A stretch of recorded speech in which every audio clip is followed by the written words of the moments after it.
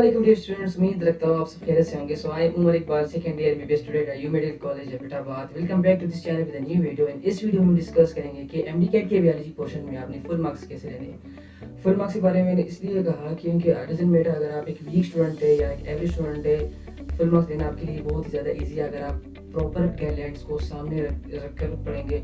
मैंने ऐसे बहुत से जीनियस स्टूडेंट्स को देखा है जो कि बुक्स को लाइन बाय लाइन पढ़ सकते हैं, उसको याद जल्दी हो जाता है, लेकिन फिर भी वो प्रॉपर प्लानिंग के साथ पढ़ते नहीं है, इसी वजह से उसके मार्क्स कम आ जाते हैं। तो ये वीडियो आपके लिए बहुत ही इंटरेस्टिंग होने वाली है, बिकॉज इस वीडियो में डिस्कस करेंगे कि क्या पढ़ना है, कहाँ से पढ़ना है, कैसे पढ़ना है। एंड में हम ये भी डिस्कस करेंगे कि कितने टाइम आपने रिविजन करनी है, रिविजन कैसे करनी है, और इसके साथ साथ हम टाइम टेबल को भी डिस्कस करेंगे। तो अगर आप इस चैनल पे न्यू है तो प्लीज़ इस चैनल को जरूर सब्सक्राइब करें। तो चलिए स्टार्ट करते हैं इस वीडियो को बिना किसी टाइम वेस्ट किए बगैर। तो सबसे पहले तो हम डिस्कस करेंगे कि एक्चुअली पढ़ना क्या है। ये तो बहुत ईजी है। 2023 का सिलेबस आप ओपन करिए, शायद 199% चांसेस यही है कि 2024 में भी वो सिलेबस हो। देखिए, तो सिलेबस आपने ओपन करना है, उसके अंदर जितने भी चैप्टर्स आपने वो सारे चैप्टर्स करने हैं। अब यहाँ पे दो तरह के स्टूडेंट्स हैं जो मिस्टेक करते हैं। कुछ स्टूडेंट्स ऐसे होते हैं कि जितने भी चैप्टर्स बुक में हैं, डजंट मैटर वो सिलेबस में हो या सिलेबस में ना हो, वो सारे चैप्टर्स कवर करते हैं। तो वो ऐसे ही अपनी एनर्जी ज़ाया करते हैं। ठीक, अगर ये टाइम अगर वो दूसरे सब्जेक्ट्स को दे, वहाँ पे प्रैक्टिस करे, तो उसके लिए बहुत ही ज़्यादा हेल्पफुल रहेगा।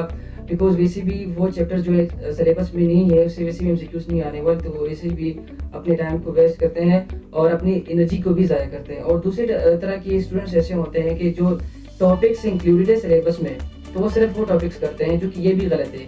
जो चैप्टर्स इंक्लूड है ना, जस्ट आपने वही चैप्टर्स करने हैं, टॉपिक्स नहीं करने हैं। फॉर एग्जांपल एक चैप्टर है, उसके 10 टॉपिक्स है टोटल, ठीक है। उसमें जो 6 टॉपिक्स है वो सिलेबस में है, 4 टॉपिक्स नहीं है। तो आपने इस तरह नहीं करना है कि आपने जस्ट वही 6 टॉपिक्स करने हैं जो सिलेबस में है, आपने टोटल चैप्टर करना है। क्योंकि कभी कभार इस तरह होता है कि 2 टॉपिक्स रिलेटेड होते हैं एक दूसरे के साथ, ठीक है। एक टॉपिक सिलेबस में होता है और एक टॉपिक सिलेबस में नहीं होता। तो कभी कभार इस तरह भी होता है कि सेम चैप्टर का वो टॉपिक जो सिलेबस में नहीं है, उससे भी एमसीक्यूज आते हैं। तो बहुत ज़्यादा स्टूडेंट्स ऐसे हैं कि वो जस्ट वही टॉपिक्स करते हैं जो सिलेबस में होते हैं, फिर रिलेटेड टॉपिक से एमसीक्यूज आते हैं जो सिलेबस में नहीं होता, तो फिर वो सोचते हैं कि काश मैं ये पढ़ता तो बहुत ही अच्छा हो जाता। तो मेरे भी ऐसे बहुत सी दोस्त थे जिसने सिर्फ वही टॉपिक किए, सिलेक्टेड टॉपिक जो सिलेबस में थे, और मैंने वो टॉपिक्स किए जो सिलेबस में थे भी, और वो जो सिलेबस में नहीं थे लेकिन वो चैप्टर्स उस सिलेबस में थे, तो मैंने उस चैप्टर्स कंप्लीट किए और मुझसे एक एमसीक्यू भी नहीं रहा, ठीक है। तो इसके साथ साथ जो सबसे बड़ी मिस्टेक स्टूडेंट्स करते हैं मेरे ख्याल से, वो ये है कि वो जस्ट अपनी प्रोविंस की बुक पढ़ते हैं, जो कि ये ज़्यादा गलत है। तो अगर आप चाहते हैं कि आपकी फुल मार्क्स आ जाए, तो आपको चाहिए कि अपने प्रोविंस के साथ फेडरल की बुक ज़रूर पढ़ें, ठीक है। उससे भी एमसीक्यूज आते हैं, और बहुत सारे ऐसे स्टूडेंट्स होते हैं कि जो अपनी बुक्स को ही पढ़ते हैं, उसको मतलब रटा करते हैं, और दूसरे प्रोविंस की बुक लाइक फेडरल की बुक वो बिल्कुल नहीं पढ़ते। जस्ट फेडरल की बुक की बात कर रहा हूँ, ठीक है। तो आपने इस तरह भी नहीं करना, अपने प्रोविंस के साथ साथ फेडरल की जो बुक है वो भी आप पढ़ेंगे तो आपके सारे एमसीक्यूज क्लियर हो जाएंगे। तो so it was all about कि आपने क्या पढ़ना है। अब हम डिस्कस करेंगे कि एक्चुअली पढ़ना कहाँ से। अगर मैं अपनी बात करूं तो बायोलॉजी के लिए मैंने एक्चुअली एक लेक्चर भी नहीं देखा। इसकी रीज़न ये है कि बायोलॉजी मेरे लिए बहुत ही इजी थी, एंड बायोलॉजी में कॉन्सेप्ट की कोई बात ही नहीं है कि मतलब उसके लिए बंदा लेक्चर देखे। लेकिन फिर भी कुछ स्टूडेंट्स ऐसे होते हैं जिसके कॉन्सेप्ट्स वीक होते हैं और उसको पैराग्राफ समझना थोड़ा सा मुश्किल हो जाता है। तो इसके लिए मैं कुछ यूट्यूब चैनल आप लोगों के लिए रिकमेंड करूंगा जो स्टूडेंट्स देखते हैं मोस्टली। तो सबसे पहले अगर मैं रिकमेंड करूँ यूट्यूब चैनल, तो नीम हकीम है, तो वो भी आप देख सकते हैं। मोस्टली सिंध के स्टूडेंट्स वो देखते हैं।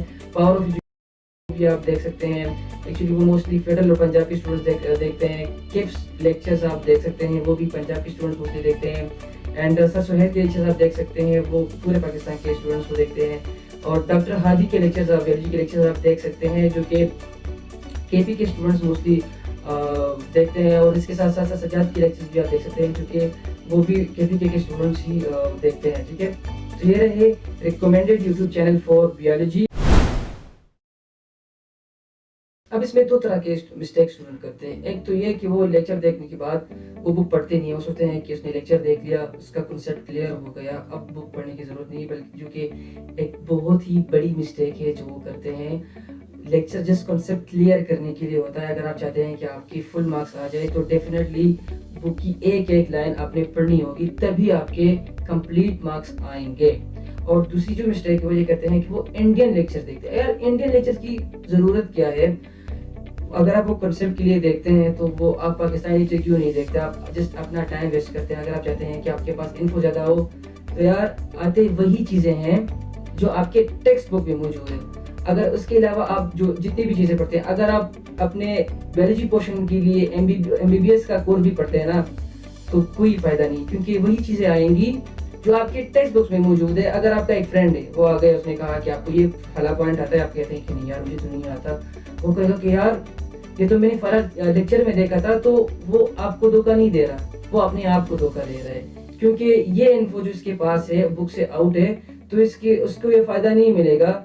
जस्ट वही चीजें आएंगी जो आपके बुक के अंदर हो। देखिए मैंने खुद ये सब कुछ पढ़ लिया विदाउट एनी लेक्चर। तो अगर आप लेक्चर भी देखना चाहते हैं तो पाकिस्तानी लेक्चर देखें जो आपको बुक की पैराग्राफ समझाए, ठीक है। तो इस तरह ना करें कि आप इंडियन लेक्चर देख ले ताकि आपके कॉन्सेप्ट्स क्लियर हो, इतनी ज्यादा डिटेल में जाने की जरूरत नहीं है, बस वही चीजें देख ले जो आपकी बुक में मौजूद है, फेडरल बुक में मौजूद है, तो वही उन्हीं से MCQs आएंगे और वही आपके लिए हेल्पफुल रहेगा। तो एक्चुअली हम डिस्कस करेंगे कि एक्चुअली हमने पढ़ना कैसे है, और ये बहुत ही कम स्टूडेंट्स को पता होता है कि पढ़ते कैसे हैं। आप नॉर्मली कैसे पढ़ते हैं मुझे पता है, आप इस तरह करते हैं कि एक चैप्टर के एक मरतबा पढ़ते हैं, 20 डेज बाद आप जब आप दूसरा रिवीजन करते हैं फॉर एग्जांपल, और आप अगेन वो चैप्टर पढ़ते हैं, तो आपको ऐसा फील होगा कि यार आपने वो चैप्टर पढ़ा ही नहीं है, ठीक है। और ये मेथड इफेक्टिव है लेकिन कुछ ही स्टूडेंट्स के लिए। अब वो कौन स्टूडेंट्स है, वो ऐसे स्टूडेंट्स है जो एक चीज़ को एक मरतबा पढ़ते हैं तो उसको याद हो जाता है, और आप भी हैरान हो जाते हैं कि यार यही स्टूडेंट्स है, यही हम डिकेट देंगे, यही डॉक्टर बनेंगे, हमारी क्या जरूरत है, हम वैसे भी नालायक की चीज को एक मरतबा पढ़ते हैं तो हम भूल जाते हैं। लेकिन फर्क नहीं है कि आप वही मेथड फॉलो करें जो वो फॉलो करते हैं। अब आपने कैसे पढ़ना है, जिस तरह मैं पढ़ता, अब मैं कैसे पढ़ता था, फॉर एग्जाम्पल डे फर्स्ट पे मैंने फर्स्ट चैप्टर किया बायोलॉजी का, ठीक है। तो वो मैंने हाईलाइट किया, जितने भी पॉइंट्स उसमें मुश्किल थे जो मैं पूछता था बार बार, वो मैंने हाईलाइट किया, ठीक है। दूसरे दिन जब मैं दूसरा चैप्टर पढ़ता था तो फर्स्ट चैप्टर जो कि मैंने ऑलरेडी कल किया था उसको मैं रिवाइज करता था। तीसरे दिन जब मैं तीसरा चैप्टर पढ़ता था तो उससे पहले जो 2 चैप्टर्स मैंने किया है, chapter number first, chapter number second, वो मैं रिवाइज करता था। चौथे दिन जब मैं चौथा चैप्टर पढ़ा था तो उसके साथ साथ में पहले जो 3 चैप्टर्स है मैं वो रिवाइज करता था।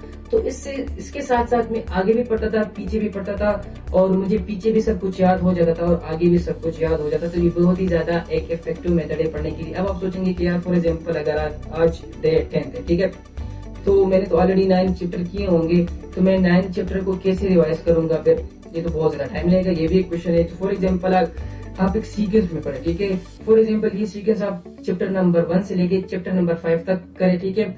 और उसके बाद जो चैप्टर नंबर 6 थे इससे लेकर चैप्टर नंबर 10 तक वो आप एक अलग सीक्वेंस में करें। फॉर एग्जाम्पल आज आपने चैप्टर नंबर 6 किया, कल आप जब चैप्टर नंबर 7 करेंगे तो इसके साथ साथ 6 को आप रिवाइज करें। उसके बाद जब आप 8 करेंगे तो उसके साथ साथ आप 6 और 7 को रिवाइज करें। उसके साथ साथ जब आप 9 करेंगे तो 6, 7 और 8 को रिवाइज करें। तो इससे आपका इतना टाइम वेस्ट नहीं होगा। दूसरी बात यह है कि जब आप एक चीज को बार बार रिवाइज करते रहेंगे ना तो उसकी रिवीजन आपके लिए बहुत ही ज्यादा आसान हो जाती है। ऐसे चैप्टर भी आएंगे फिर के एक चैप्टर को आप 2 मिनट्स में आप रिवाइज कर सकेंगे। जैसे आप पेजेस इस तरह टर्न करेंगे आपको पता होगा कि यार ये भी मुझे आता है, ये भी मुझे आता है, ये भी मुझे आता है। तो फिर आपका बहुत ही कम टाइम लगेगा रिवीजन में और आपको सब कुछ याद हो जाएगा। बहुत ही ज्यादा एक इफेक्टिव मेथड है जो मैंने खुद यूज किया था और मैं ये जरूर चाहूंगा कि आप भी इसको यूज करें। ट्रस्ट में अगर इस मेथड को आप फॉलो करेंगे तो आपकी दिल से मेरी दुआ है।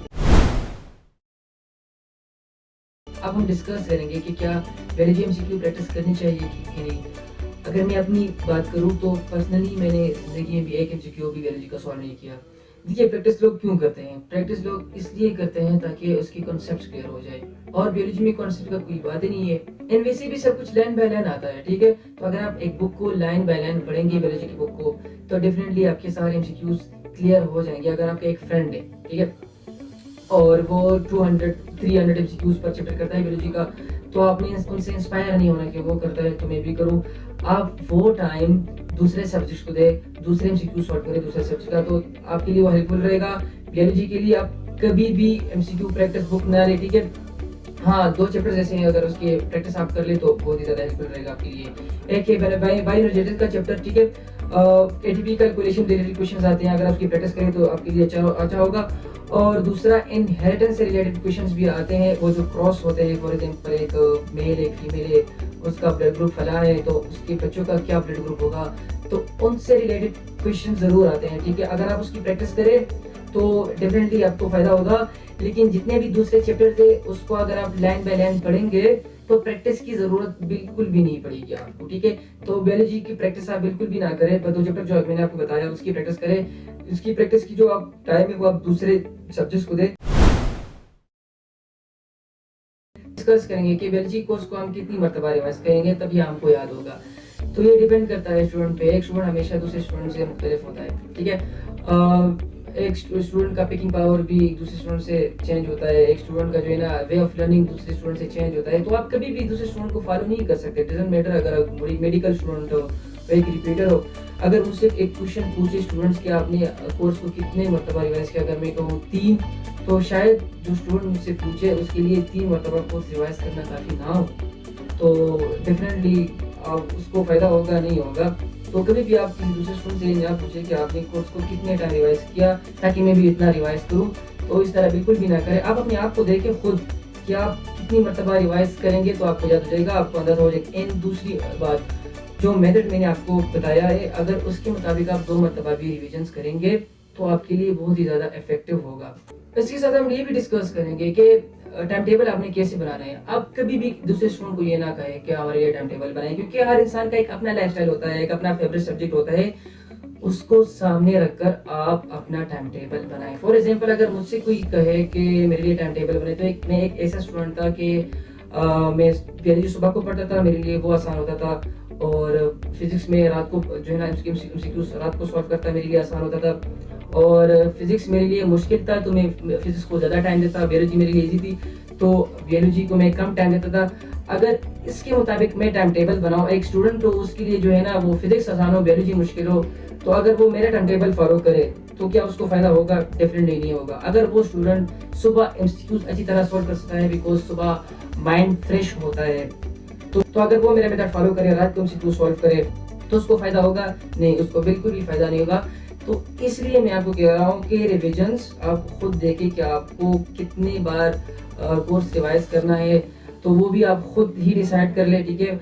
और इसके साथ साथ टाइम टेबल भी आप खुद बनाए, बिकॉज आपको ही पता है कि आपका फेवरेट सब्जेक्ट, आपको ही पता है कि आप कौन सा सब्जेक्ट किस टाइम पढ़ सकते हैं। तो ठीक है, तो it was all about biology. उम्मीद है आपको वीडियो बहुत ही अच्छी लगी होगी। सोशल मीडिया पे सब अपना अपना एक्सपीरियंस शेयर करते हैं। कभी कभार इस तरह होता है कि दो बंदों का एक्सपीरियंस डिफरेंट होता है, तो इसका मतलब ये नहीं होता कि वो दोनों एक दूसरे से डिफरेंट है, बल्कि दोनों ठीक होते हैं अपने अपने पर्सपेक्टिव से। तो डिपेंड आप पे करता है कि आपने किसको फॉलो करना है। तो it was all about biology. उम्मीद है आपकी वीडियो अच्छी लगी। अगर आपकी वीडियो अच्छी लगी तो इसको आप लोग सब्सक्राइब करें, अपने दोस्तों के साथ शेयर करें और हमें अपनी दुआ में जरूर याद रखें। अल्लाह हाफिज।